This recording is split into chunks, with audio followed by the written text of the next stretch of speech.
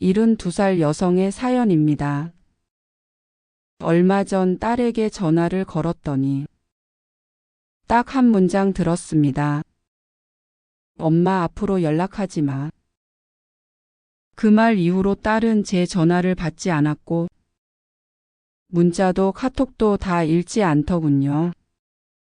그날 이후 제 삶은 조용해졌습니다. 아니, 정확히 말하면 텅 빈 느낌이었죠. 제 이름은 김영자. 올해 72입니다. 남편은 15년 전에 세상을 떠났고 그 후로 딸 하나에 모든 걸 쏟아부으며 살았습니다. 딸은 저의 자랑이었고 희망이었고 제가 이 세상에 붙잡혀 있는 이유였습니다. 외동딸이었어요. 딸은 서울에 살고 저는 전북 군산. 명절이나 생일이면 내려와 얼굴은 비쳤지만 점점 횟수는 줄어들었죠. 그래도 괜찮다 생각했습니다. 바쁜 세상이니까 애 키우느라 그럴 수도 있지. 하지만 마음속 외로움은 조금씩 자리를 키워갔습니다. 이따금 눈물이 났습니다.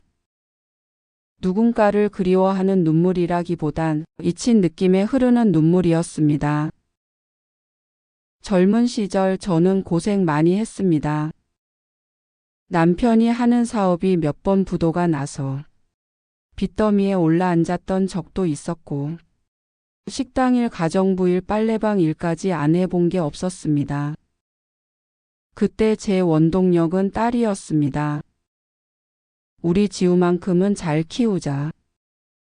그래서 학원도 보내고 옷도 사주고 저는 뒷전으로 하고 살았습니다.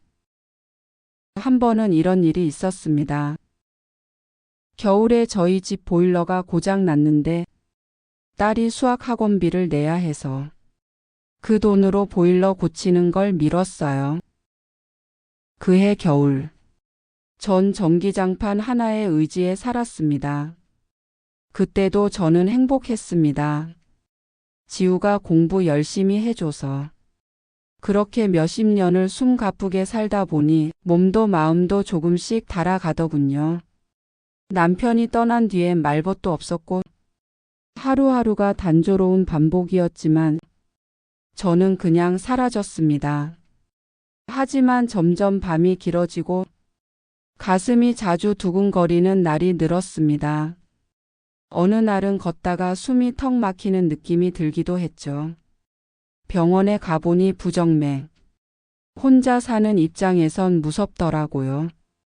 그래서 용기 내서 딸에게 전화를 했습니다. 엄마, 좀 며칠만 같이 있어도 될까?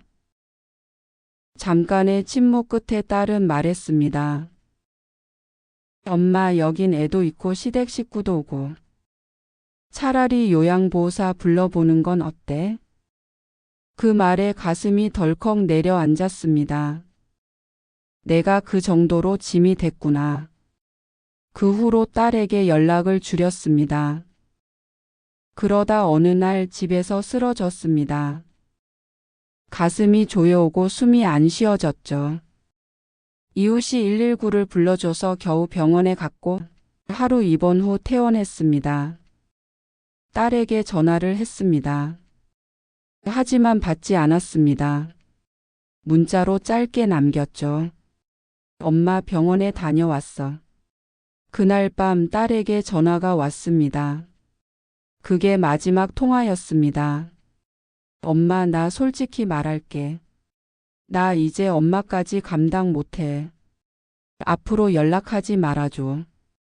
부탁이야. 그 말이 떨어진 뒤로 저는 텔레비전도 껐습니다. 그 말을 들은 순간 심장이 철렁 내려앉는 느낌이었습니다. 마치 누가 제 가슴을 쥐어짜는 것 같았고 몇 분 동안 멍하니 앉아있기만 했습니다. 소리 나는 것이 싫었고 무언가를 보는 게 무의미했어요. 밥을 먹어도 창문을 열어도 가슴이 꺾인 느낌이었습니다. 밤마다 딸 이름을 속삭이며 울었고 손에 남아있는 딸의 어릴 적 사진들을 꺼내 한 장 한 장 들여다보며 시간을 보냈습니다. 이 아이가 정말 내 딸이 맞나? 시간이 흘러 다시 건강을 회복했고 주민센터 복지사님이 도와주셔서 혼자 생활은 가능해졌습니다. 동네 복지관에서 사람들과 인사도 나누고 식사도 챙기고 마음을 조금씩 추슬렀습니다. 시간이 흘렀습니다. 계절이 2번 바뀌는 동안 저는 딸 없는 일상에 조금씩 익숙해졌습니다. 복지관에서 사람들과 나누는 짧은 인사와 식사 한 끼가 소중하게 느껴졌고 혼자라는 사실도 견딜만해졌죠. 그렇게 딸 없는 일상에 익숙해져 갈 무렵 낯선 우편물이 도착했습니다. 발신인은 딸의 이름. 봉투 안에는 입소 동의서라는 문구가 적힌 요양원 서류가 있었습니다. 제 이름으로 가입된 노후보험에 대해 요양시설과 계약을 진행 중이라는 안내문도 들어 있었습니다. 그제야 저는 알게 되었습니다. 딸은 제가 가입해 놓은 보험 때문에 저를 요양원에 보내려 했던 겁니다. 그날 밤 잠이 오지 않았습니다. 딸이 보낸 서류를 가만히 다시 펼쳐보며 눈물도 나지 않는 무기력함 속에 앉아 있었습니다. 그 종이 한 장이 마치 내가 살아온 인생을 부정하는 증거처럼 느껴졌습니다. 머릿속엔 한 가지 생각만 맴돌았습니다. 내가 그렇게 버릴 존재였나? 아침이 되고 저는 책상 앞에 앉아 딸에게 편지를 썼습니다. 지우야. 엄마가 바란 건 네가 내 곁에 있는 게 아니라 내 마음을 버리지 않는 거였단다. 네가 날 버렸어도 엄마는 널 버리지 않겠다. 하지만 다시는 기대도 바라지도 않을게. 엄마도 내 인생 살아볼게. 이젠 진짜로 안녕. 그 후로 딸에게 연락은 오지 않았습니다. 하지만 이상하게도 마음은 더 평온해졌습니다. 그제야 알게 됐어요.